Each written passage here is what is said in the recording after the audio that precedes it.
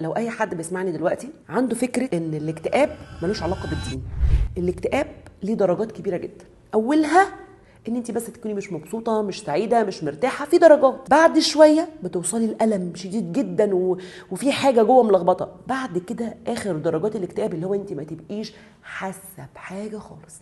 بيبدا فقدان شغف، عدم استمتاع، افكار سلبيه متكرره ممكن توصل لوسواس. بعد كده رغبه بقى في الانفصال والابتعاد والعزله. عايزه اقول لكم ان منظمه الصحه العالميه قالت ان في 280 مليون شخص على مستوى العالم بيمر بالاكتئاب، وهنا بيقولوا ان 50% منهم من النساء.